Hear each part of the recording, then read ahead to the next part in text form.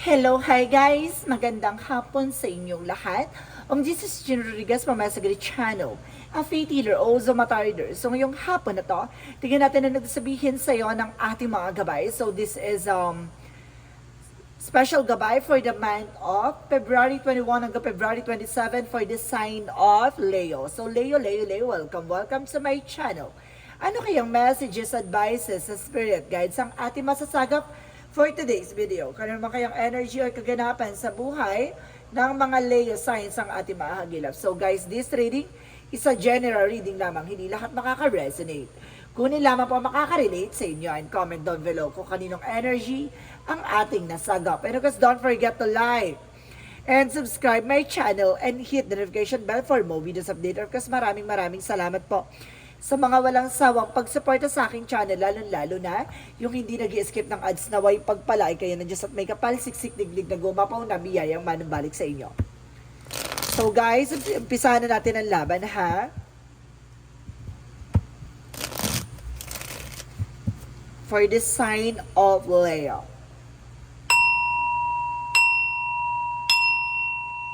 Angel Spirit Messages, give me information. Ano kayo gusto sabihin sa'yo ng ating mga gabay? So, there's the judgment, a wake-up call, no? Parang ginigising ka sa katotohanan dito or either, kumbaga, meron ditong binibigyan ka ng senyales or synchronicities or babala, ganon. No? Additional messages. And of course, there's a Seven of Pentacles, so there's a harvest time. Kumbaga, yung mga pinaghirapan mo, lahat ng mga bagay na naranasan mo from the past, kumbaga ay may kaakibat na yan na nakasaganahan, no? Kumbaga parang sa madaling salita, kung ano yung ginawa mo, siyang aanihin mo. Kung ano yung tinanim mo, siyang aanihin mo. So, kung ano man tong kumbaga, tinanim mo o ginawa mo, ay siya rin tong makukuha mo. No, yung consequences, no, it's a good part or it's a bad part, no? Depende na lang yan kung maganda ba yung aanihin mo or hindi maganda. Yun lang. So there's a Queen of Swords. So there's a bigger picture. Kumbaga, unti-unti mo na makikita yung sarili mo, no? Or unti-unti mo na nakikita yung kaganapan sa buhay mo na sa likod ng mga pinagdaanan mo, no? Ito na yung mga bagay na makukuha mo at makakamit mo. Ano kaya yun, guys? It's a good, bad thing ba yan? Or maganda ba yan? Kasi baga judgment is babala eh. Kumbaga, let's see. Because there's a Five of Wands via complication. See? Baka ito yung magdulot sa'yo ng komplikasyon. Yung mga bagay na ginawa mo. No? Baka inabuso mo. Gumawa ka ng eksena na hindi mo alam, aanihin mo pala at the end of the sign. So let's see what is additional messages. And because there's a Six of Pentacles. So there's a harvest time. At there's a give and receiving by the universe. There's a balance, no? Maging balance ka, no? Kumbaga, there's a gift from the universe. May mga bagay na kumbaga sinusuportahan ka din ng ating angel spirit guides. So let's see. There's a justice. I told you so. Karma. No, sa madaling salita yung sinasabi ko pala unang bara pa lang, di ba?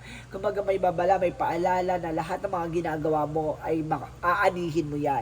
Maganda ba yan or masama? Depende yan kung ano yung ginawa mo. Ito na nga yun, the justice, karma. Ano kaya yan? Maganda ba yan or masamang pangyayari or mangyayaring kaganapan? So there's a Page of Wands. Good news. New ideas, new plans. So ngayon magkakaroon ng parang babaguhin na yung sistema mo. No, babaguhin na yung mindset mo, babaguhin na yung pananaw mo. And there's a Six of Swords transition. At magdadala sa ito ng something development of your own life, no? Parang binabago na yung pagkatao mo, parang babaguhin yung katangian mo, babaguhin na yung magkakaroon ka na realization, no? Sa sarili mo na ay kaya pala ganito, dapat pala ganito, ganyan. 'Di ba? Kumbaga nauunawaan mo na lahat ng mga nangyayari sa iyo ay kagagawan mo. And of course, there's a Queen of Swords, there's a Ten of Cups, so there's an happiness. So, kumbaga, ngayon palang binabago mo na yung mga pangyayari ulit para sa susunod na eksena, maganda na yung aanihin mo. Or either, kumbaga, maaayusin mo na siya, no? Kumbaga magkakaroon ka na ng magiging insensitive ka na sa lahat ng mga nangyayari. And of course, there's a 10 of cups by happiness. So, magiging masaya ka dito. And of course, there's a tower moment for a major changes, no? Dito papasok tong it's either a creation or there's a destruction or disaster. Ibig sabihin ito yung magbibigay ng complication sa'yo. Kaya mag-ingat ka sa mga bagay-bagay, ha? Baka magdulot sa ito ng pagkasira. And of course, there's a 6 of Pentacles represent the 10 of Swords. Backstabbing, sabotage. No? Kaya kailangan maging balanse ka, emotional, practical, material, and of course, spiritual. So, kailangan mong maging balanse. No? Kumbaga, magkakaroon dito ng ending defeat. No? May mga bagay na matatapos na. May mga bagay na kumbaga, magbibigay sa iyo ng kaliwanagan at malinaw na kaisipan, no? At the same time, there's a justice for the King of Pentacles, no? There's a security and practicality. So, this is the moment na magiging practical ka na. Diba? So, let's see what is the judgment of the Page of Wands. So, there's a Hierophant. So, there's a religious factor, no? Kumbaga dapat kumbaga may naniniwala ka na yung mga bagay na ginagawa mo ay may kaakibat na magandang idudulot, no? Dapat ganon yung kung ano yung mga bagay na ginawa mo, maganda rin ang balik sa iyo. Kapag may masama ang ginawa mo, masama rin ang balik sa iyo. So let's see what is the 7 of Pentacles and the 6 of Swords represent the Moon card. So there's a truth reveal, no? May mga bagay na mailalantan, may mga bagay na ibibigay sa iyo at may mga bagay na malalaman mo. No, kumbaga matutuklasan mo, mauunawaan mo at magdadala sa ito ng pagbabago at development sa sarili mo. No, parang ano to magkakaroon ka talaga ng realization talaga. And of course, there's a Queen of Swords represent the 10 of Cups. There's a 3 of Cups. So there's a celebration na magkakaroon ng celebration dito na kumbaga magdadala sa iyo ng kaligayahan talaga. So let's see what is the 5 of Wands and the Tower moment. So there's a Queen of Cups. So there's an healing. Magkakaroon ka na ng healing etc. in all aspects, no? Kumbaga, there's a mature emotional women na men, rather there's a fertility or femininity. Ibig sabihin dito na kailangan maging secure ka, no? Sa kung ano man ang meron ka. Para hindi, kumbaga, pag-ingatan mo, wag ka masyadong, kumbaga, dapat pinipreserve mo yung sarili mo sa taong darating para sa iyo, ganon, no? Kumbaga kung masyado kang easy to get, masyado kang go to the flow agad sa mga kumbaga maabusuhin ka, then technically magkakaroon ng complication. So ibig sabihin dito guys, kailangan mo maging mature na sa mga bagay-bagay, lalo na pagdating sa sarili mo. So there's a 4 of Pentacles represent the 6 of Pentacles and the 10 of Swords. There's a protect your power, protect your energy, no? Proteksyonan mo kung ano man yung pinaghirapan mo, proteksyonan mo kung ano man yung mga bagay na in-earn mo or ginawa mo. So let's see what is the Justice and the King of Pentacles represent the High Priestess. So there's a hidden agenda or hidden enemies. May mga bagay dito na nakatago. May mga bagay dito na kumbaga may mga bagay na malalaman mo, no? There's a mystery and hidden, no? Secrets. So ibig sabihin dito, ito yung hidden secret is either a karma, na parang hindi makala mo yun na yun, pero hindi pa. May karma talaga na darating. There's a karma is waving. So let's see what is the outcome. The outcome is the 4 of Wands, celebration. Magkakaroon ka ng celebration at the end of the time, ha? With the Page of Cups, basta makinig ka sa intuition and gut feeling mo, no? Kung magdadali ka rito sa celebration at magdadala sa iyo ng kaligayahan at tagumpay. Additional messages for career. Represent the 3 of Swords. There's a pain, no? Kumbaga may mga bagay na nasaktan ka pagdating sa business, nagkaroon ng nag-take ka na risk suddenly, kumbaga nagkaroon ng losses and crisis pagdating sa business at sa trabaho. Kumbaga sinasabi sa iyo dito na kumbaga tuloy-tuloy lang, no? Kumbaga wag ka masyadong mag-isip, no? Huwag ka ma-stress, no? Ganun talaga, may raming talagang failure. There's an obstacles and of course, mistakes na magagawa mo. No? Hindi naman sa negosyo, sa trabaho, sa finances yan, there's a trying error talaga, guys, no? Hindi yan na, kumbaga, isang subok mo panalo na. Hindi walang ganong sa eksena. So, ibig sabihin dito, nasa sa'yo yan, no? Kung ano yung, kapag nag-invest ka dyan, mayroon kang aanihin dyan. So, ibig sabihin yan, kailangan mong magtiyaga. So, let's see additional messages for love life. So, there's a 3 of Wands. So, there's some information and there's a waiting. No? And because the 6 of Pentacles is a past person. No? May hinihintay ka pa. No? Na babalik. Or either, yung person mo ay hinihintay kang bumalik. No? It's either hinihintay mo siyang bumalik or hinihintay ka niyang bumalik. No? There's a person returning. No? And of course, there's a 7 of Cups. No? Maaring naguguluhan pa siya sa ngayon. No? So, let's see. Additional messages for health. So, there's a temperance and a healing. Magkakaroon ka na ng healing dito, ha? And of course, there's a, the wheel of fortune. So, there's an information turning to your favor. Maaring umikot na yung kapalaran, no? Maaring gagaling ka na sa anumang uri ng karamdaman, uri ng mga stress or kumbaga, problema, kung maaaring umikot na yan at maaaring maging masagana at maging matapos ay problema mo. Kung masusolusyonan na yung problema mo dito. So, let's see what is the magical fairy messages. For magical fairy messages, so there's a daughter. So, some of you may anak ang babae, no? Or magkakaanak ka ng babae. And of course, there's everything is okay. So, sinasabi dito, sinasabi dyan is, don't you worry, it all working out in a beautiful way. Excuse me. Lahat daw ng mga bagay na nangyayari ay mayroon daw magandang kahulugan. No? So, let's see what is the Yin and Yang Oracle card. There's a storm warning. So, storm unexpected, no? Parang sinasabi dito na, tapos na yung unos or may unos na darating, no? There's a regret, no? Baka pagsisihan mo or panghinayangan mo. And there's a receive, marami kang matatanggap, no? So, let's see what is the Monsology. Monsology represents your dreams and the practical plans, no?